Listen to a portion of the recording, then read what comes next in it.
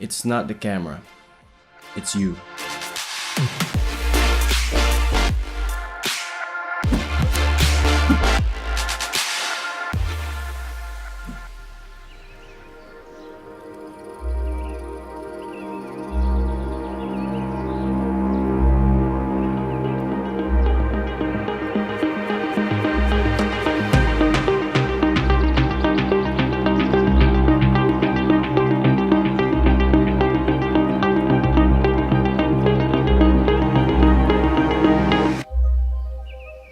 So, you just got yourself the brand new Sony A7 III and you went on your first shoot, you come back, you look at your footage, and you're just not wowed.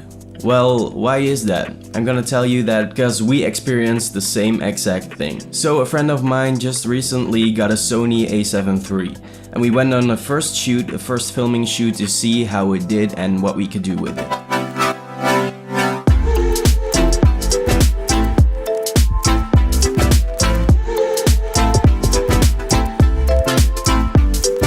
Don't make the same mistakes we did. I'm going to tell you what we did wrong so you can learn from it. And if you have made these mistakes already and you're trying to find a way to solve them, well, I'm going to try to help you with that as well. The first thing is, don't use autofocus. It's just not as good as the Sony a6500.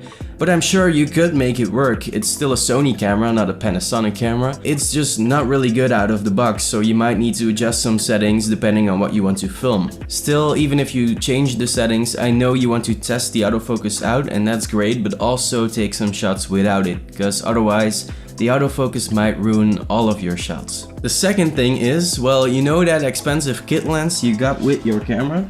Well, take your garbage bin, take your lens, drop it in. Okay, stop, I am exaggerating. You need that lens. It's probably a really versatile lens from 28mm to 70mm, so it's great, keep it.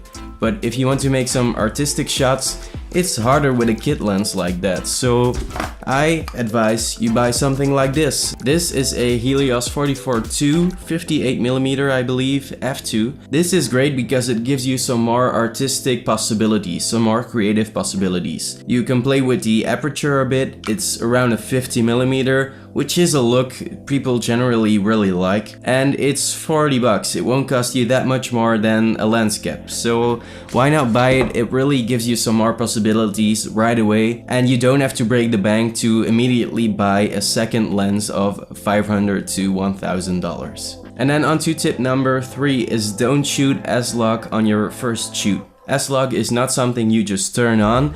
S-Log is something you practice for at least a month before you can really shoot it. On your first shoot, you should try a Cine 3 or a Cine 4 profile, and it will make your job a lot easier, but also more reliable. The next tip might seem a bit obvious to you, but please shoot in manual mode. We were shooting in the SNQ mode, a slow and quick mode to shoot some slow motion, and it wasn't auto, and it absolutely sucked. I believe in some shots I can see the ISO varying in the same shot, and that is just ugly as hell. So please turn that auto function to manual as soon as possible. And then on to the last tip. You just bought a brand new camera with amazing features, but those features don't mean a thing if you don't keep in mind good composition, good lighting, and good subjects to film. Because that's pretty much what it's all about. So please remember what you learned with your cheap DSLR, your first camera.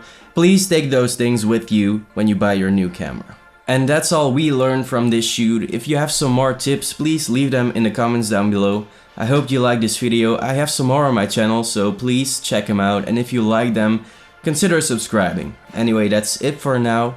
I'll see you guys next time. Bye bye.